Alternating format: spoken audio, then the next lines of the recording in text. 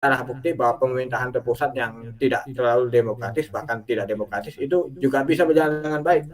Lalu juga tadi saudara Odi Faustian berbicara, kalau misalnya terjadi kepemimpinan berdasarkan keturunan, bagaimana gitu? Kan juga di dalam sistem demokrasi juga terjadi pemimpin yang berdasarkan keturunan, kan hampir seperti itu juga gitu. Ya, ya itu tadi jawabannya.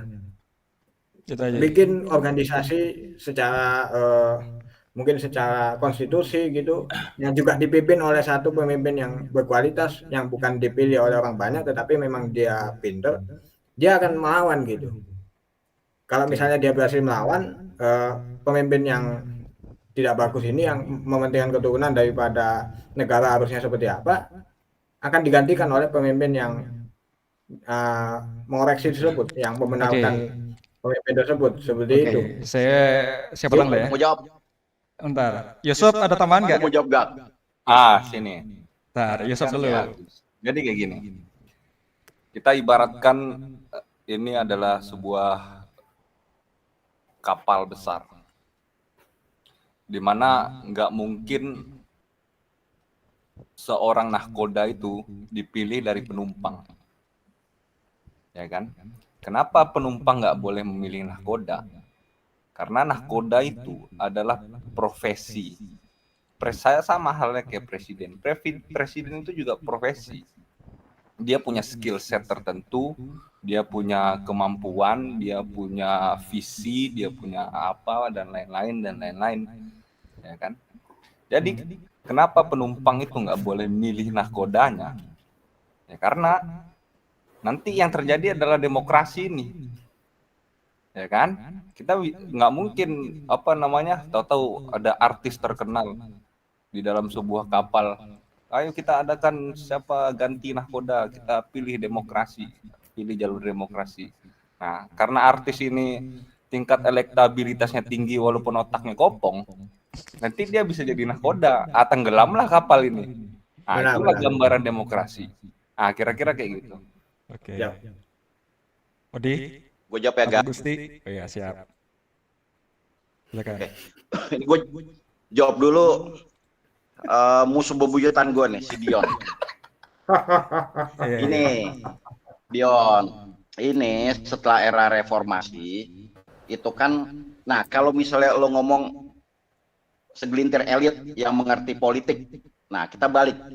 Setelah reformasi ini ditentukan oleh segelintir, bukan segelintir lah, beberapa orang yang ngerti politik tuh.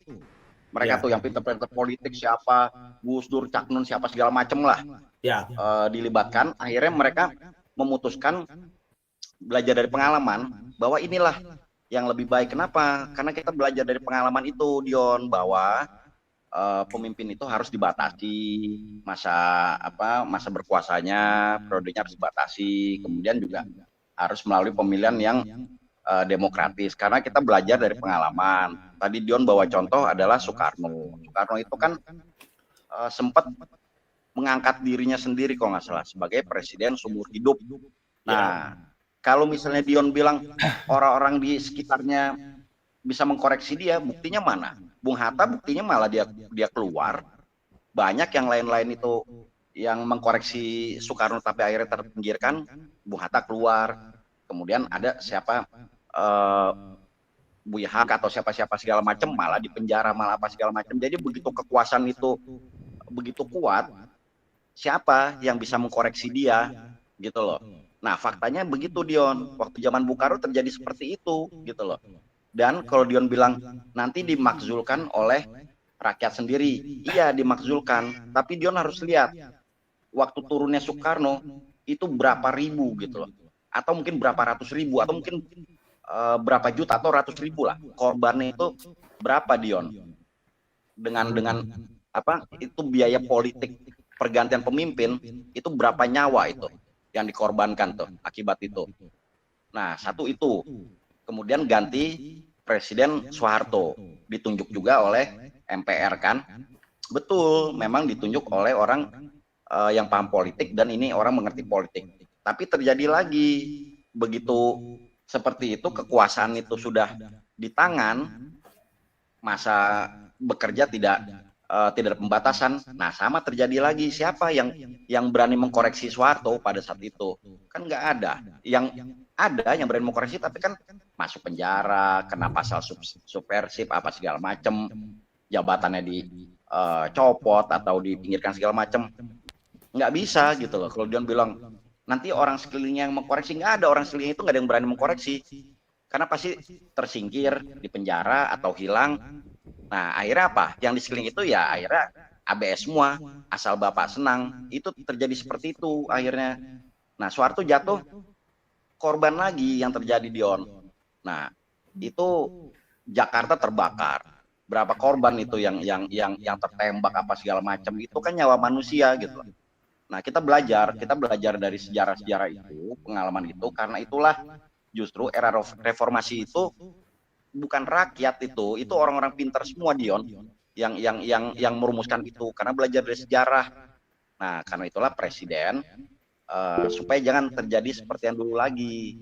Nah, sekarang rakyat yang memilih, masa periodenya ditentukan gitu.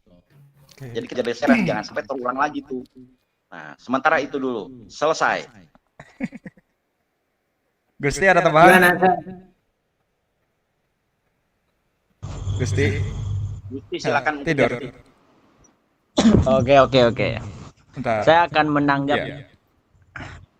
Saya Iya, akan silakan. menanggapi analogi ya Bang Ucup tadi. Tadi Bang Ucup menganalogikan nahkoda, yaitu dikaitkan dengan pemimpin atau presiden. Ya memang benar, nahkoda itu tidak dipilih oleh penumpang, tapi harus melalui institut, harus melalui universitas. Lalu ketika calon nahkoda itu lulus universitas, maka dia akan mencalonkan diri sebagai nahkoda. Nah, di situ diuji layak atau tidaknya. Sama dengan presiden. Presiden itu diuji oleh KPU apakah dia lulus memenuhi syarat atau tidak. Maka kedepannya rakyatlah yang memilih. Jadi nahkoda yang hanya berlayar di lautan tentunya tidak cocok kalau dianalogikan kepada pemimpin suatu negara. Kira-kira begitu. Diktator, ada tanggapan? Saya mau menanggapi ya.